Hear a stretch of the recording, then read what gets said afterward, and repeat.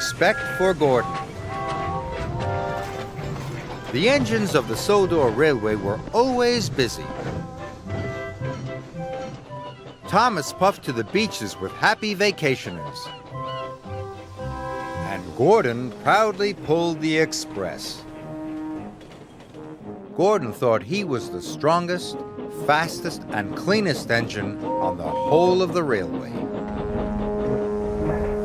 But one thing bothered him.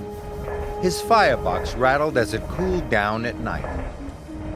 Gordon knew his rattle stopped the other engines from getting to sleep. That night, Gordon's firebox went click, clunk, click, clunk. Thomas and Percy started to chuckle. "Rattler Gordon's keeping us all awake," peeped Percy. "The only engines keeping other engines awake," huffed Gordon crossly, "are little engines with very bad manners."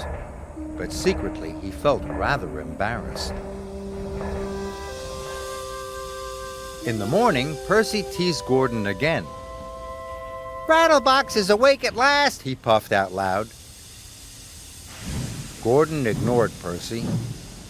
He did not like being called names. "I'm the strongest and the best," he told himself. "Strongest and best, strongest and best, cleanest and fastest, and pull the express."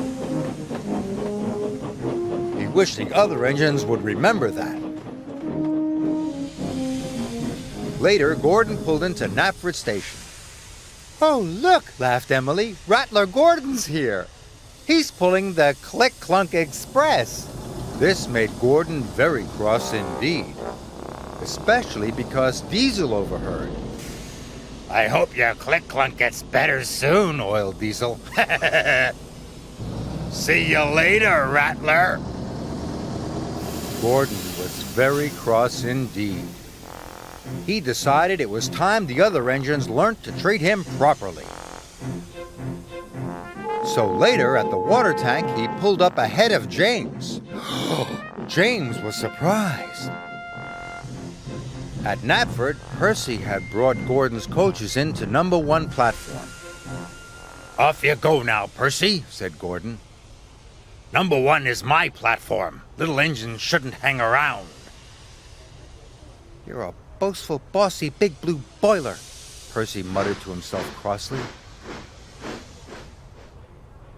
Later, Gordon told his friends to give a polite toot-toot whenever they saw him. "But why?" asked Thomas. He was very puzzled. "Because," huffed Gordon grandly, "I'm the strongest and the best." And he steamed away. "You can toot at him if you like," wished Emily, "but I'm not going to." Gordon steamed across the island. He felt very pleased with himself. He was sure the other engines would forget his clunk-click and treat him properly now. He saw Emily coming. He listened for her toot-toot. But Emily didn't toot at all. This made Gordon very cross. He was so cross that he didn't see the signal telling him to stop. And he didn't see the goods train ahead until it was too late.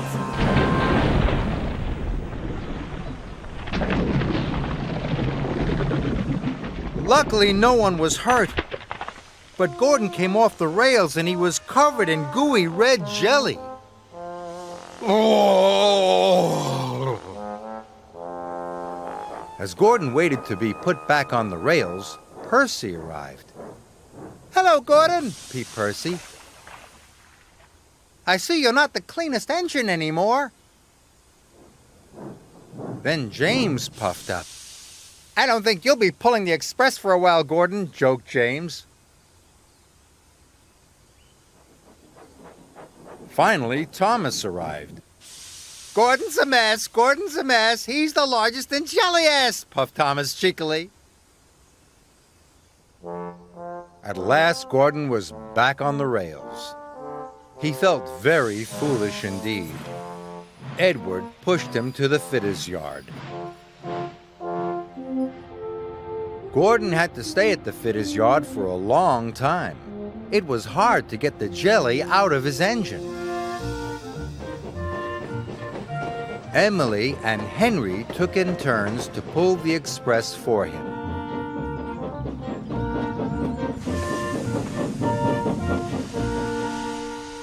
One evening at Tidmouth's sheds, Henry huffed, "It's hard work pulling the express." "Yes," agreed Emily. "Gordon must be very strong to pull the express so fast." "I miss Gordon," peeped Percy. "I miss having his rattle to go to sleep by." Gordon knew the other engines were pulling the express for him. "Thank goodness for Emily and Henry," he thought. "I'm sure they're doing a very good job." Finally, Gordon was as good as new. The fitters had even managed to fix the rattle in his firebox. That evening, Gordon had something to say. "Is it about being fastest and the best?" teased James. "Not at all," puffed Gordon. "I know my rattle kept you awake at night, and I'm sorry. And I was also silly about the toot-toots. I realize now that engines toot-toot other engines because they work hard and deserve it, not because they ask for it." "But we think you do deserve it, Gordon," said Thomas, "because you work hard and you are a really useful engine." All the other engines agreed. Now all the engines greet each other with a cheerful toot-toot.